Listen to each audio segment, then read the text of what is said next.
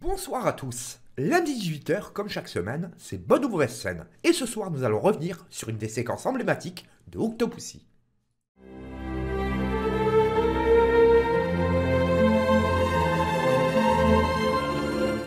Et je vais commencer cette chronique par une petite anecdote personnelle. Vous le savez, parce que je l'ai raconté moult et moult fois, Octopussy est vraiment le premier film sur lequel j'ai vraiment des souvenirs précis.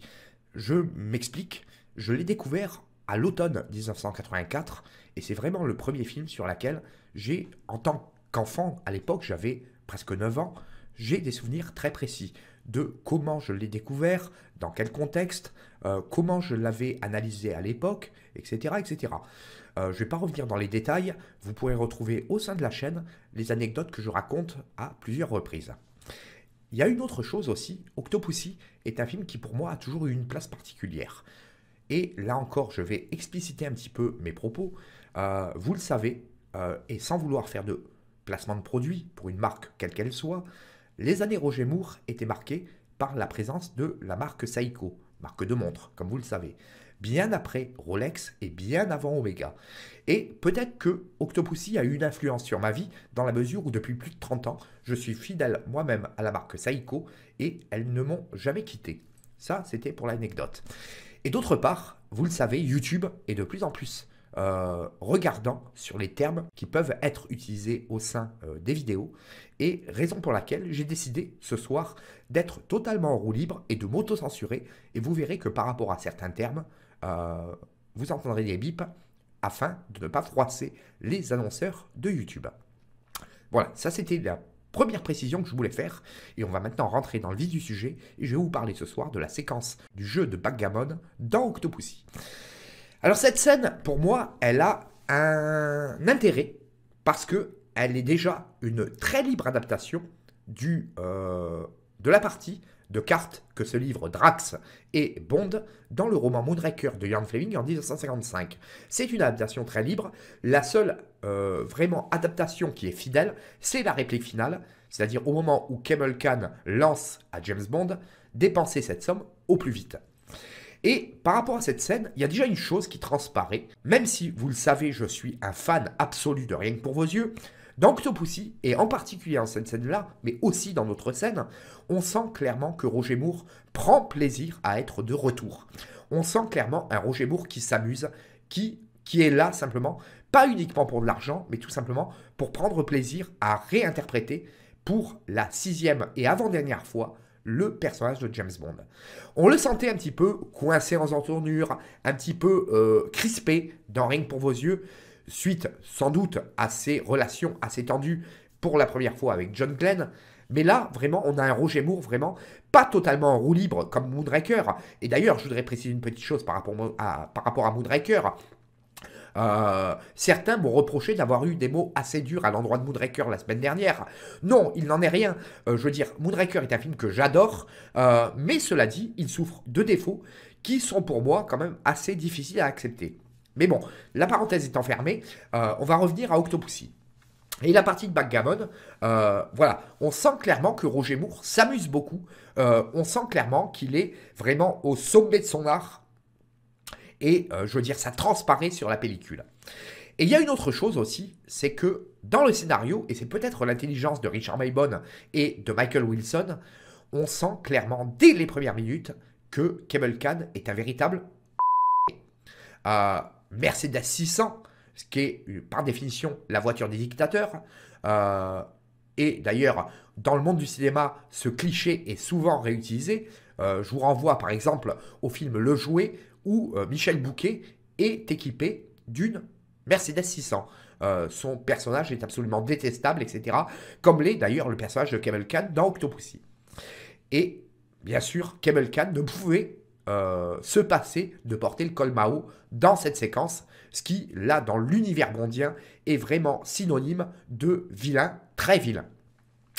Et une fois que cette exposition est faite, on va rentrer vraiment dans le vif du sujet et parler de la séquence par elle-même. Un Roger Moore vraiment en pleine forme, en pleine possession de ses moyens, etc. Et une première partie de la séquence où Bond s'est rendu compte de la tricherie de Camel Khan. Il sait clairement qu'il a affaire à quelqu'un qui n'est pour le coup, que très peu fréquentable. Et je veux dire, il y a une espèce de jeu de chat et la souris qui se met en place, avec la première salve du jeu, avec les 100 000 roupies, où Bond se laisse berner volontairement, parce qu'il sait pertinemment, parce qu'il l'a repéré dans la séquence précédente, que Kemal Khan utilise des dés pipés. C'est-à-dire des dés qui peuvent fournir le résultat qu'on veut. Là, en l'occurrence, des double 6. Et même si Bond donne l'impression d'être le dindon de la farce dans la première partie de la séquence, à partir du moment où il double la mise, c'est-à-dire où il passe à 200 000 roupies, on sent clairement qu'il y a un changement de ton radical.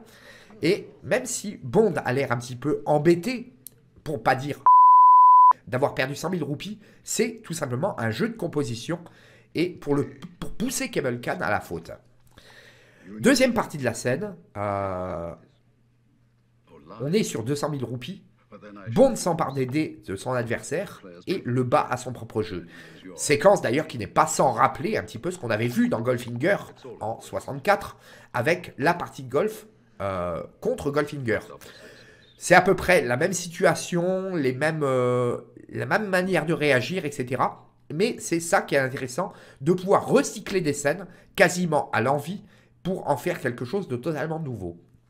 C'est une scène qui est extrêmement bien construite, qui est extrêmement bien dialoguée, qui est très bien éclairée. Je vous invite d'ailleurs à regarder un petit peu la colorimétrie de la scène, les fonds et tout ce qui entoure la scène, c'est-à-dire les relations avec Vijay, avec Magda, etc.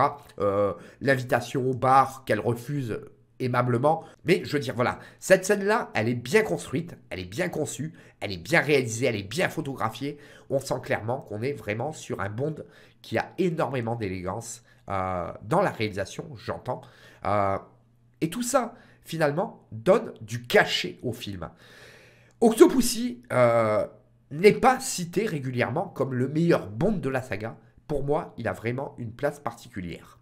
Comme d'ailleurs tous les Bonds de Roger Moore de la période 77-85. Et pour revenir à la séquence, première séquence où il y a un ton relativement jovial, aimable, etc. Et à un moment donné, il y a une espèce de bascule et on sent clairement que Kemal Khan et Bond ne jouent plus des personnages et sont prêts vraiment à en découdre. Parce que l'un a identifié le danger que pouvait représenter l'autre, l'exposition de l'œuf, les menaces non voilées, dépensez cette somme au plus vite, monsieur Bond, j'en ai intention Kemal Khan. C'est-à-dire, ils se sont identifiés mutuellement et ils savent très bien que tôt ou tard, ils devront en découdre. Et c'est très très intéressant parce que des scènes comme ça, où Bond n'utilise pas d'identité, où n'a pas besoin de se cacher, elles sont très rares dans la saga. C'est une scène qui est vraiment très très intéressante parce qu'elle est relativement bon enfant en première partie et relativement agressive et je veux dire elle est relativement sérieuse sur sa fin. C'est tout à l'image d'Octopussy. Octopussy, comme vous le savez, compte tenu de la situation géopolitique actuelle, est un film qui est redevenu malheureusement tristement d'actualité. Un film qu'on croyait simplement de la fiction il y a ne serait-ce qu'il y a 10 ans en arrière, qui a été complètement dépassé, est devenu malheureusement, voilà, comme je l'ai dit, d'actualité. Et donc, cette scène-là, elle est vraiment emblématique de ce qu'étaient les Bonds dans les années 80.